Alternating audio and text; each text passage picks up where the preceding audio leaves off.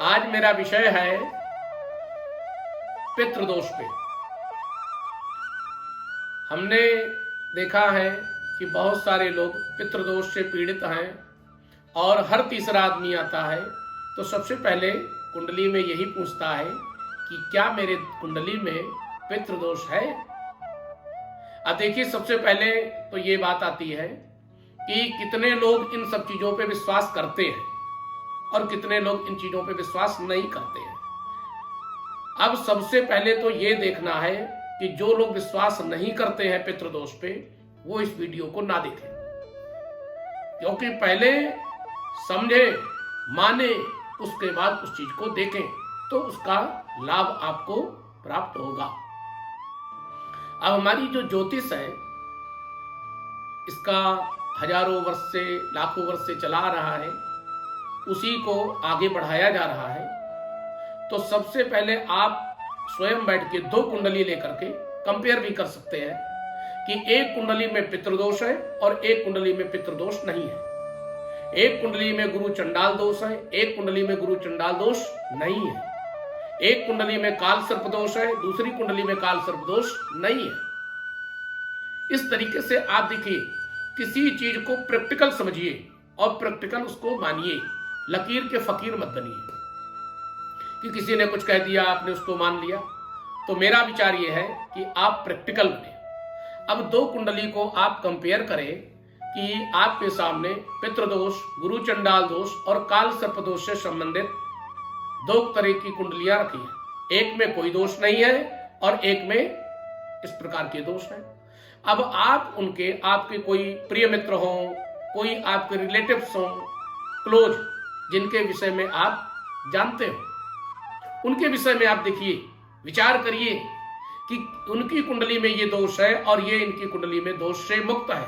अब उनके दोनों के जीवन देखिए। सबसे पहले आपको ये दिखेगा कि इस व्यक्ति ने इतने अच्छे परिवार में जन्म लिया, इसको इतने अच्छे माता पिता मिले, इसको सद्बुद्धि प्राप्त हुई, इसका शरीर सुंदर सुडौल है और इसकी विद्या श्रेष्ठ है और ये प्रिय मैच्योर है, मतलब समय से पहले इंटेलिजेंट हो गया, समय से पहले अच्छी चीजों को समझ रहा है। तो ये सारे लक्षण आपको बाल्यावस्था में ही दोनों बच्चों में दिखेंगे।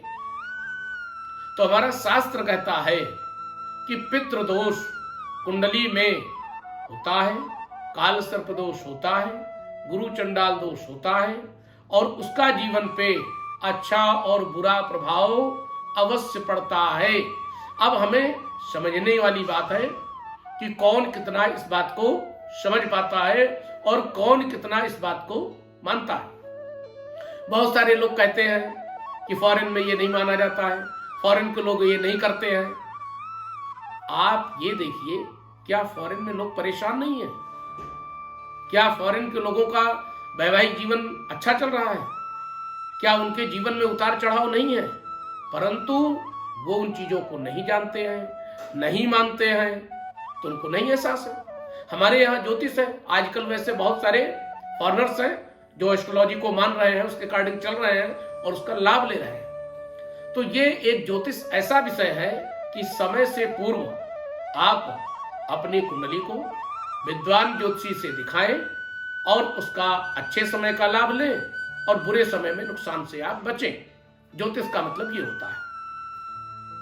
अब आपकी कुंडली में यदि आप पहले तो कंपेयर कर लें, अच्छे बुरे का समझ में अपने आप आ जाएगा। उसके बाद मैं ये कहना चाहूंगा कि आप अपने आप समझ लें कि क्या कुंडली में दोष होने से जीवन में उतार चढ़ाव आपके सामने दिख रहे हैं अथवा नहीं। अगर दिख रहे हैं तो सत्यता है। अब हम आपकी कुंडली के विषय में बताते हैं कि आप अपनी कुंडली खोल के रख लीजिए। क्या आपकी कुंडली में पितृदोष है या नहीं है और हम कैसे उसे जानें कि हमारी कुंडली में पितृदोष है। सबसे पहले आप ये समझ लीजिए कि सूर्य के साथ यदि राहु विराजमान है तो आपकी कुंडली में ग्रहण दोष बन गया। ग्रहण दोष के साथ पितृदोष बन गया और चंद्रमा के साथ यदि राहु बैठा है तो पितृदोष आपकी कुंडली में बन गया। और राहु शनि एक साथ बैठ जाए तो भी बहुत सारे विद्वानों का मत है कि उस समय भी पितृदोष बनता है। अब यदि आपकी कुंडली में पितृदोष हो गया, और वो पितृदोष कहां का है? पंचम भाव का। कुंडली में पंचम भाव क्या होता है? संतान का भाव। तो इसका मतलब यह है कि पितृदोष होने की वजह से पंचम भाव में आपको संतान के सुख में कमी होगी, आपकी संतान अच्छी नहीं निकलेगी, आप संतान की तरफ से जीवन भर चिंतित रहेंगे। अगर वही पितृदोष सप्तम भाव में हो गया, तो सप्तम भाव किसका होता है? दाम्पत्य जीवन का, पति पत्नी का, गृहस्थ जीवन का। पितृदोष हो गया, राहु शनि बैठ गए, चंद्रमा और राहु बैठ गया, सूर्य और राहु बैठ गया, तो आप देखिए कि आपका गृहस्थ जीवन कभी भी बढ़िया नहीं चलेगा। और ये मैं दावे के साथ कहता हूं कि आप कुंडली में देखिए किसी के, और ये प्लेनेट बैठे हुए हों, कभी भी उसके जीवन में सुख शांति से गृहस्थ जीवन नहीं चलेगा। उतार चढ़ाव आएंगे, यहां तक कि उसका तलाक भी हो सकता है। और यदि यही ग्रह सूर्य और राहु, चंद्रमा और राहु, शनि और राहु, ये तीनों में से कोई ग्रह भाग्य स्थान में बैठ जाए, तो मित्रों आप उसे भी देखिए कि उसके भाग्य में कितना संघर्ष होता है। व्यक्ति मेहनती है, बुद्धिमान है, अच्छी एजुकेशन है, फिर भी वो अपने जॉब से परेशान है। यही पोजीशन आ जाए 10th हाउस में, आप सभी जानते हैं 10th हाउस व्यापार कैरियर, तो यदि 10th हाउस में ये ग्रह आ जाएंगे तो वहां पर पितृदोष क्रिएट हो गया, व्यापार नहीं चलेगा, अच्छी जॉब नहीं मिलेगी, और व्यापार में जीवन भर उतार चढ़ाव, ऊपर नीचे होता रहेगा। जीवन भर आप परिश्रम करेंगे, लेकिन आप कभी भी सेटिस्फाइड नहीं होंगे, और मेहनत के अकॉर्डिंग आपको लाभ नहीं मिलेगा, और आप जीवन में खुशहाल नहीं रह सकते हैं। इसलिए हमारे ज्योतिष शास्त्र में कहा गया है कि लग्न का, द्वितीय भाव का, पंचम भाव का, सप्तम भाव का, नवम भाव का और दशम भाव का, यदि इन भावों में ये आपके ग्रह, नोट कर लीजिए, राहु शनि, सूर्य राहु, चंद्रमा राहु, और इसके साथ साथ सूर्य केतु, चंद्रमा केतु, यदि ऐसे ग्रह आपकी कुंडली में इन भावों में विद्यमान है, तो आप समझ लीजिए कि आपकी कुंडली में पितृदोष अवश्य है।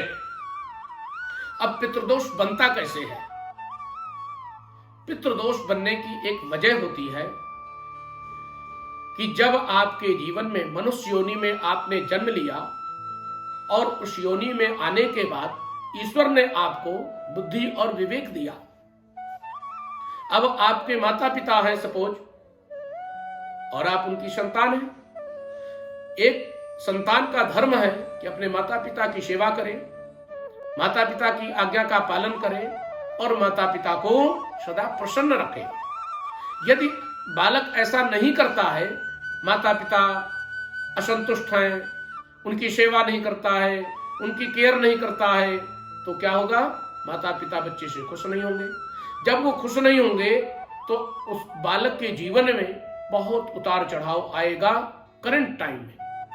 और अगले जन्म में यदि हम जन्म को मानते हैं कि आने वाला जन्म पुनः मनुष्य का प्राप्त होता है, पुनर्जन्म होता है, यदि आप इस प्रक्रिया को मानते हैं और विश्वास रखते हैं, तो निश्चित रूप से अगले जन्म में उसको पितृदोष बनेगा। और वो कहां का बनेगा? 10वें भाव का बनेगा, क्योंकि 10वां भाव पिता का है, 4था भाव माता का है। तो इसी प्रकार से किसी व्यक्ति की आपने हत्या कर दी, तो वो एक आपका पितृदोष बन गया। अगले जन्म में वो आप पितृदोष से पीड़ित हो जाएंगे। इसीलिए कहते हैं कि एक व्यक्ति, हमारे सनातन धर्म परंपरा में है कि किसी व्यक्ति की, किसी जीव की हत्या ना करे, किसी को कष्ट ना दे। ये किसी और धर्मों में नहीं है। हमारे ही धर्म में है। इसलिए कहा जाता है कि पितृदोष बनने से जीवन में व्यक्ति के बहुत उतार चढ़ाव आते हैं। जिस प्रकार की हम इस जन्म में गलती करके जाते हैं, आने वाला अगला जो जन्म होता है वो हमारी कुंडली में पितृदोष का निर्माण करता है। अब जब बालक का जन्म होता है, आप ये देखिए कि जब बालक का जन्म होता है उसी समय जो ब्रह्मांड में ग्रह चलते होते हैं, देवगुरु बृहस्पति किस राशि में है, किस नक्षत्र में है, सूर्य किस राशि में है, किस नक्षत्र में है, इस प्रकार से नवग्रह जो भी ब्रह्मांड में जहां चल रहे होते हैं वो एक बालक की कुंडली का निर्माण हो जाता है, क्योंकि उस समय उसमें जन्म लिया है। अब जन्म लिया और कुंडली का निर्माण हुआ, उसके बाद उसमें आते हैं कि भाई उच्च का बृहस्पति बालक का है, ये तो आने वाले समय में राजा के समान पद प्राप्त करेगा, राजा बनता है। अब पितृदोष लेकर के जन्म लिया तो आगे जन्म में संघर्ष झेलता है। तो इसलिए ये किसी के हाथ में नहीं है, ये आपके कर्मों का फल है। और आप एक चीज और देखिए, प्रैक्टिकल, और कई लोग मुझसे प्रश्न भी करते हैं कि मैं तो बहुत पूजा पाठ करता हूं, मैं बहुत दान पुण्य करता हूं, मैं बहुत अध्यात्म में रुचि रखता हूं, फिर भी परेशान हूं। और कुछ लोग ऐसे हैं जो पूजा पाठ दान पुण्य अध्यात्म किसी चीज में रुचि नहीं रखते हैं, फिर भी वो आनंद ले रहे हैं। तो मित्रों, ऐसा नहीं है। उन्होंने प्रारब्ध में पूर्व जन्म में ऐसे कर्म किए हैं जिनका फल आज उनको प्राप्त हो रहा है। हमने कोई ऐसा कर्म, शुभ कर्म पहले नहीं किया है जिसकी वजह से यहां आज मुझे संघर्ष झेलना पड़ रहा है। तो प्रारब्ध के कर्मों के आधार पे आपके कुंडली का निर्माण होता है। अब इस जन्म में आप उसको अच्छे कर्म करके आए हैं तो राजा बन रहे हैं, बुरे कर्म करके आए तो राजा के घर में भी जन्म लेकर के और परेशान रहते हैं। तो ये पितृदोष, काल सर्प दोष, गुरु चंडाल दोष का प्रभाव होता है। जिस भाव में जहां बैठा होगा वो आपको कष्ट देगा।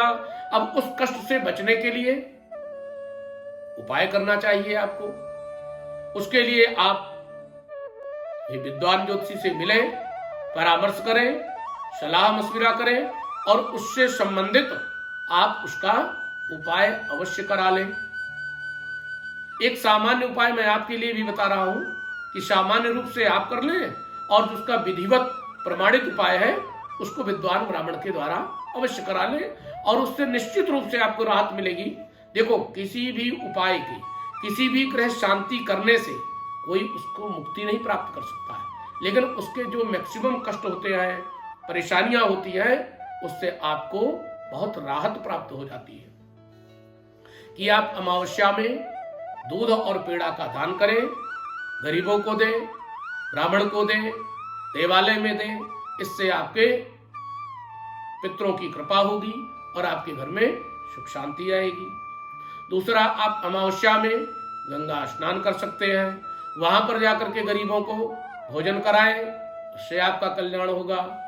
आप अमावस्या में पीपल के वृक्ष में दूध, काले तिल, सफेद फूल डाल के पीपल में चढ़ाएं, उससे आपके पितरों को शांति प्राप्त होगी, आपके घर में सुख शांति आएगी। और अगला उपाय यह है कि आप नित्य प्रति गायत्री का जप कर सकते हैं, उससे आपके घर में सुख शांति आएगी। गरीबों को अमावस्या में कुछ खिलाते रहें, इससे सुख शांति आएगी। और पितरों के लिए एक मंत्र है, ओम देवताभ्या पितृभ्या महायोगेभ्य एव च नमः स्वाहायै स्वाधायै नित्यमेव नमो नमः। इस मंत्र को भी आप नित्य प्रति 5 बार पढ़ सकते हैं, इससे भी पितृदोष से हमें शांति प्राप्त होती है। इस प्रकार से विशेष ध्यान रखें कि बच्चे का करियर आरंभ हो जाने जा रहा है, बच्चे का विवाह होने की तैयारी में है, उससे पूर्व अवश्य आप इन दोषों को ब्राह्मण से कुंडली दिखाकर विश्लेषण करा लें, उसका उससे पूर्व उपाय कर लें। और मेरी अपनी स्वयं की सलाह है कि किसी भी प्रकार के कोई भी ग्रह यदि खराब होने वाले हैं तो उससे पूर्व उसका उपाय होना चाहिए। जब ग्रह खराब हो जाता है, कुंडली के ग्रहों के द्वारा हमें कष्ट प्राप्त होने लगता है, तब हम जाते हैं कुंडली दिखाने के लिए, तब हम उसका उपाय करते हैं, तो उसका पूर्ण रूप से हमें लाभ नहीं प्राप्त हो पाता है। इसलिए आप समय से पूर्व कुंडली को दिखाएं और उसका समय से पूर्व उपाय करें और उससे आपको बहुत अधिक लाभ प्राप्त होगा। इसको आप करके देखिए, प्रैक्टिकल पे विश्वास करिए। इस प्रकार से सभी मित्रों को जय श्री राधे। वीडियो को देखें, शेयर करें, लाइक करें, लाभ लें और दूसरों को भी लाभ प्रदान करें।